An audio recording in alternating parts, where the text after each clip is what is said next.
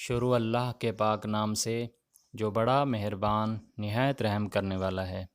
معزز سامعین، لازوال داستان عشق رسول صلی اللہ علیہ وسلم کا آخری حصہ آپ لوگوں کی خدمت میں لے کر حاضر ہیں۔ شام کے وقت کھانے سے فارغ ہو کر اس وقت کا انتظار کرنے لگے جب کہ سارے شہر پر نیند کا سناٹا طاری ہو جائے۔ خدا خدا کر کے جب آدھی سے زیادہ رات ڈھل گئی تو پانچوں آدمی اٹھے اور دبے پاؤں قبرستان کی طرف چل پڑے۔ خطرناک اقدام کی دہشت سے دل کی دھڑکن تیز ہو گئی، لیکن حقیقت حال کی جستجو کے جنون میں آگے بڑھتے گئے، یہاں تک کہ قبرستان میں داخل ہو گئے۔ اپنے حافظے کی رہنمائی میں آسانی سے مرزا جی کی قبر تک پہنچ گئے۔ کانپتے ہوئے ہاتھوں سے قبر کی مٹی ہٹانی شروع کی۔ کافی دیر کے بعد تختہ نظر آیا۔ اب ہمت کر کے دو شخص قبر میں اترے اور ایک ایک کر کے تختہ ہٹایا۔ اب سفید رنگ کا کفن سامنے نظر آ رہا تھا۔ کافی جدوجہد کے بعد بھی کفن کھولنے کی ہمت جواب دے چکی تھی۔ ہر شخص اپنی جگہ سہما جا رہا تھا کہ معلوم نہیں کفن کا منہ کھولنے کے بعد کیا نقشہ نظر آئے۔ کافی جرأت سے کام لے کر ایک شخص نے پائنتی کے تختے پر کھڑے ہو کر چہرے سے کفن کا نقاب الٹ دیا۔ جوں ہی چہرے پر نظر پڑی، دہشت سے لوگوں کا خون سوکھ گیا۔ مرزا جی کی لاش کی بجائے قبر میں ایک عرب کی لاش پڑی ہوئی تھی۔ ڈیل ڈول اور چہرے بشرے سے وہ عرب ہی معلوم ہو رہا تھا۔ یہ منظر دیکھ کر لوگ حیرت میں ڈوب گئے۔ جلدی جلدی کفن کو درست کیا، تختے لگائے اور مٹی برابر کر کے قبرستان سے باہر نکل آئے۔ مارے ہیبت کے سانس پھول رہی تھی۔ قیام گاہ پر پہنچ کر ایک ہولناک سکتے کی کیفیت سب پر طاری تھی۔ قدرت کا یہ عجیب و غریب تماشا سب سمجھ میں نہیں آ رہا تھا کہ آخر کمشنر کی لڑکی کی لاش کہاں غائب ہو گئی۔ نیند کچھ زیادہ گہری نہیں تھی، صرف پلک جھپکی تھی کہ ملا جی نے ایک نہایت حسین و دلکش خواب دیکھا۔ وہی کمشنر کی بیٹی فاطمہ حوران خلد کے جھرمٹ میں سامنے کھڑی مسکرا رہی ہے۔ قریب آ کر اس نے سلام کیا۔ عالم برزخ کی سرگشت بیان کرتے ہوئے اس نے کہا، میری روح جب عالم بالا کی طرف لائی گئی تو رحمت الہی نے مجھے ڈھانپ لیا۔ میرے کفن کا تار تار بارش نور میں بھیگ گیا۔ میرے گمان سے زیادہ رحمت نے میری توقیر و اعزاز کا اہتمام فرمایا۔ حوران خلد نے مجھے چشمہ نور میں غوطہ دیا، میں نکھر گئی۔ میرے حسن کی چاندنی جنت کے میدانوں میں ہر طرف بکھر گئی۔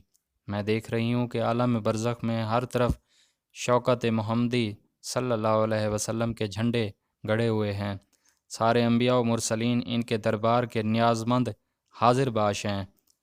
جب میری روح ان کی بارگاہ میں لائی گئی تو تجلیات کی تیز بارش سے آنکھیں خیرہ ہو گئیں۔ ان کی ناز بردار رحمتوں نے میری ہستی کا فروغ بڑھا دیا۔ حکم ہوا کہ میری لاش طیبہ کی سرزمین پر منتقل کر دی جائے، اسی خطۂ قدس میں جہاں 80,000 عاشقان جمال اسودہ خواب ہیں۔ جس دن میری لاش عیسائیوں کے قبرستان میں دفن کی گئی تھی، اسی دن 3 لاشیں اپنی اپنی قبروں سے منتقل کی گئیں۔ مدینے میں ایک عرب سوداگر جسے ہندوستان بے حد پسند تھا، عرصہ قدیم سے اس کی آرزو تھی کہ وہ یہاں بود و باش اختیار کرے۔ جب وہ مر گیا اور لوگوں نے اس کی لاش کو جنت البقیع میں دفن کیا تو عالم برزخ کے کار پردازوں کو حکم ہوا کہ مدینے میں رہ کر ہندوستان میں سکونت اختیار کرنے کی آرزو رکھتا تھا۔ مدینے کی زمین اس کی نگاہ میں عزیز نہیں تھی، اس لیے اس کی لاش کو ہندوستان منتقل کر دیا جائے۔ اسے یہاں پر رہنے کا کوئی حق نہیں ہے۔ دوسری لاش بارہ بنکی کے مرزا جی کی تھی۔ عیسائیوں کے ساتھ غایت درجہ الفت کی وجہ سے وہ زندگی بھر انگلستان جانے کی تمنا میں مرتے رہے۔ بھول کر بھی انہیں دیار عرب کا خیال نہیں آیا۔ جب ان کی لاش دفن کی گئی تو حکم ہوا اسلام سے بیگانہ ہو کر اس نے جس عیسائی قوم کے ساتھ زندگی کے دن گزارے ہیں، اسے اسی قوم کے قبرستان میں منتقل کر دیا جائے۔ اموات مسلمین کے ساتھ اسے ہرگز نہیں رکھا جا سکتا۔ اپنا سلسلہ بیان جاری رکھتے ہوئے فاطمہ نے خواب ہی میں کہا کہ فرمان غیب کے مطابق مدینہ کے احاطہ نور سے عرب کی لاش بارہ بنکی کے قبرستان میں منتقل کی گئی اور اس کی خالی شدہ قبر میں لکھنؤ سے میری لاش پہنچا دی گئی اور مرزا جی کی لاش کو عیسائیوں کے قبرستان میں میری جگہ پر منتقل کر دیا گیا۔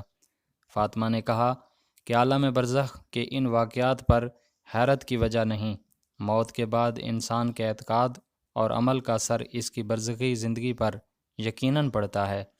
یہاں پر ہر آن اس طرح کے مناظر نگاہوں سے گزر رہے ہیں۔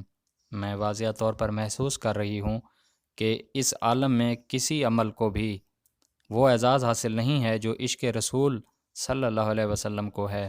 میری روحانی آسائش و تکریم کی ساری ارجمندی عشق رسول کا ہی صدقہ ہے۔